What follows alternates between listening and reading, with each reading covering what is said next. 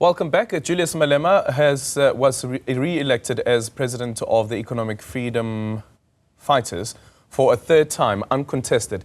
Malema used his closing address at the EFF's third elective conference to launch the party's campaign for the 2026 elections. Meanwhile, the MK party says it will contest every ward come the 2026 local government elections. The party celebrated its one-year anniversary yesterday. Let's now bring in a preview of the local government elections to speak now with political analyst Susan Booysen. Prof, a very good morning to you. Thank you so much for making time for us this morning. Can I just add on top of that is you also have the SACP that is saying that it will be contesting the 2026 local government elections. What does all of this mean for the local government elections that are coming up, but also what does it mean for the ANC? Because it's been argued before, is that if you look at these three political parties, including the SACP, they are born out of the ANC's ideology. Indeed. Aldrin, we have to bear in mind here, and that's literally a wake-up call to the political parties. It is just about 2 years to the next local government elections, anticipated even by the IEC for November 2026. And so a lot of political water can run into this big ocean of party politics in South Africa. But at this stage, it is very interesting to see how three political parties, essentially the party political left in South Africa, are scrambling to position on this left flank of the ANC. I find it fascinating because these political parties, the SACP, MK party, and EFF, have literally created the ANC as we see it today. They have so strongly helped build this ANC that is particularly adept at speaking left and walking right. But now these three political parties are trying to claim that speak left of the ANC and present the ANC as having sold out to the people now that it is the ANC is in a governing coalition with parties like the Democratic Alliance, which of course the ANC has created this platform for these political parties to the seeming left of the ANC. And this is a very useful platform when the ANC is in a coalition that is seen as very centrist, with among others, and predominantly the DA. What makes the life of these left political parties particularly difficult at this point in time is that there is such a broad support. Public opinion polls, to the extent that just a few of them are available, have been indicating that about 70% plus of the South African voting citizens endorse the government of national unity style of coalition. And the main parties, ANC and DA, have been gaining support from Electorate in the post-election period.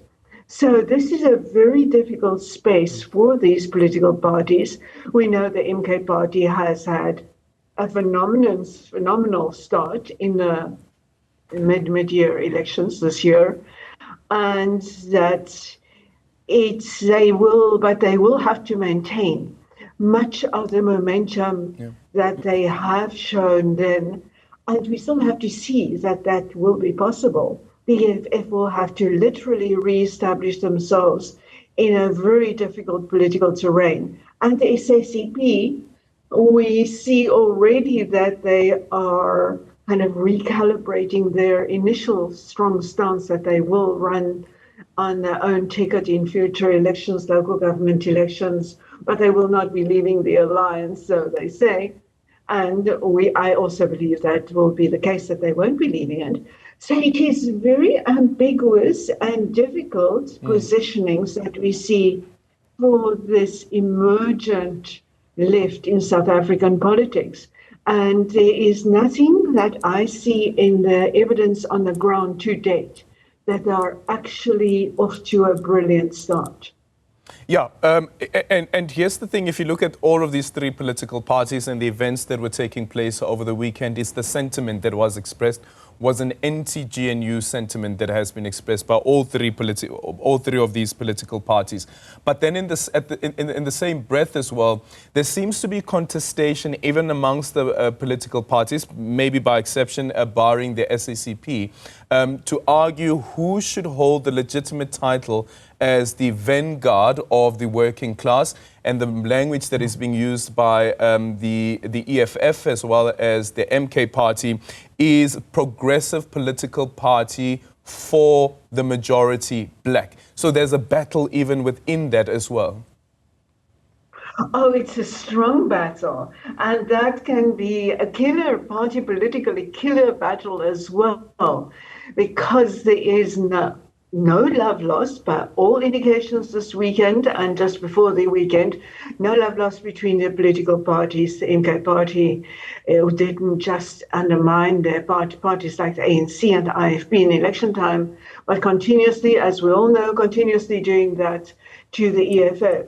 While the EFF is of the conviction that the MK party is on a temporary role and it cannot last, and the EFF hope that it will indeed regain ground from the MK party. So it is a big contest, and they are grabbing each other, so especially the MK party grabbing EFF leaders, to the extent that we saw limited leadership renewal and a few seniority gaps in a new EFF leadership as it has emerged.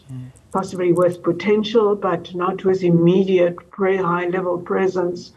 So it is really, one can probably call it a fight to the death between these two political parties, because it isn't a big chunk of the South African voting public that is available to those parties, except if one takes KwaZulu-Natal MK party, potentially a big base to be confirmed. They had a big base in the election, but a big base potentially to be confirmed to go moving forward. But so far, we have not seen that base being sustained in municipal by-elections that have been taking place. So even the MK party, now that they cannot anymore take the ANC by surprise on the ground, will have its work cut out for them to show that it wasn't just a one election wonder. Yeah. And here's the thing about it also is that the MK party celebrating its first anniversary, the MK party is the official opposition in the country, and they are part of the so-called progressive caucus. Julius Malema declares the MK party the enemy of the EFF. We remember that the Democratic Alliance had declared the EFF as their public enemy number one. The EFF is declaring the MK party its enemy. What's the duty then of an MK party to try and see how it consolidates all of its interests, number one, but also the view around having other political parties like the EFF that are arguing that, listen, you are trying to destroy us, even though we are part of the so-called progressive caucus? Yes, I really have to draw the conclusion that the Progressive Caucus is only existing in name and as a broad, abstract presence at this stage. The Progressive Caucus would have taken off if post-election there was more than just a few minuscule parties joining it, and several other minuscule parties that actually joined the governing GNU coalition did do that because of the benefits they can get out of it. The Progressive Caucus hasn't got much of those kind of attractions to offer to small parties. And the Progressive Caucus hasn't got a tangible presence in South African politics.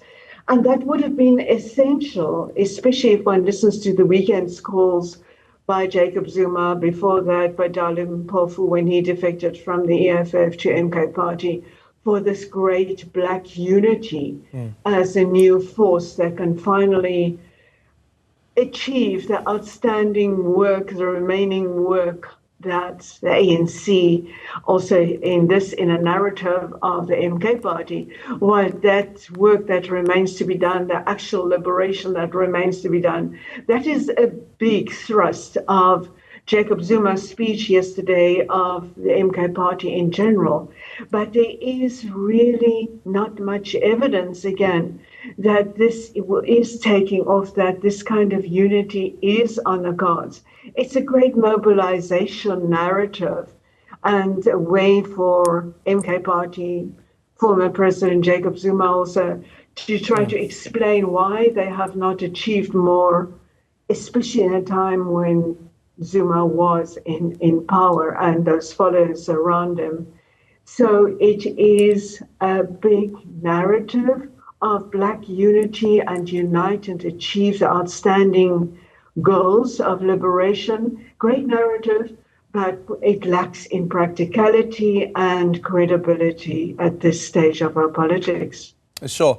Professor Booysen, isn't it interesting also if you think of it, like if you were to consider the Progressive Caucus as an alliance of political parties, and you look at the Government of National Unity as an alliance of political parties, that within those alliances themselves, there are the anti to the other. So you have within the ANC those that are anti the Democratic Alliance, which is one of the main partners or the main partner for the Government of National Unity. Within the Democratic Alliance as well, there are those that are anti the ANC but saying let's forge ahead with this thing. We're doing it in the interests of the country. And then within the Progressive Caucus as well, you have those that are pro the MK party from the EFF side and those who are anti the MK party from the EFF side, and vice versa as well. And what does this do then to the electorate and the electorate understanding what has come out of the May 29 polls and what it means for the future of this country's politics? I think the electorate must be, at best, very amused and at worst very, very confused by it, because these are political parties that really are not clear and haven't got grounds to be clear about their positioning, because they come at each other from all different angles, and it is just not a clear message, an ambiguous message that is emerging at this stage. The message should really be that of taking care of exactly the remaining tasks of liberation that liberation had not achieved, but the how as to how it could be done and why it has fallen into the hands of this current aspirant group of left leaders to achieve this task. That is really not clear to the electorate, because the current group of leaders who are claiming this task are not always the ones who are clear in terms of corruption charges or in terms of having done their best in the past. So many of these leaders, and then especially in MK party and to some extent also in the EFF, are falling short on that front because they haven't got that credibility to back up a potentially very strong message. And that is a big problem. It's a huge gap in current South African politics, also because the ANC and the DA in their GNU coalition haven't got the credibility, haven't got the will to do that, because they are greatly benefiting from a very centrist position that's being adopted. Then, Professor Booysen, this may be a tough one, but let's throw it out there. Can we then say that the liberation project, if we do include economic freedom and emancipation, has failed because of that particular aspect when it comes to the economic emancipation? If you look, for instance, in 2012, 2013, the ANC spoke of a second phase of the transition, which included making sure that there's liberation in terms of in economic emancipation. The person who was at the helm of that also was now the former president of the ANC, who's now the leader of the MK party. Would they be able to forge ahead with that? Yeah, I think we can never say that the liberation project has failed, that it is certainly not being driven forward in any convincing way, any sufficiently comprehensive way, convincing way in the current conjuncture. And we can hear that there must be further phases of the struggle, and yet in the current phase of the struggle, we do not see the patrons stepping forward, that vanguard to drive it forward. We just do not see a sufficiently credible group of people coming together and embracing and driving that project.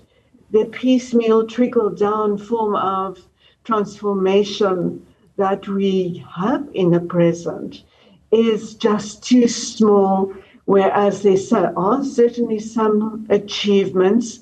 It is not nearly matching in scale, magnitude, intensity what is necessary to be able to claim that there is a comprehensive and convincing state of liberation taking place and unfolding at a sufficient pace in current South Africa. Professor Susan Booysen, thank you so much for those analysis looking at the weekend that was, considering all of the political events that were taking place. The MK party celebrating its first anniversary at the Moses Mabhida Stadium, and then you have the elective conference of the EFF also taking place this week, and then the special congress of the SACP.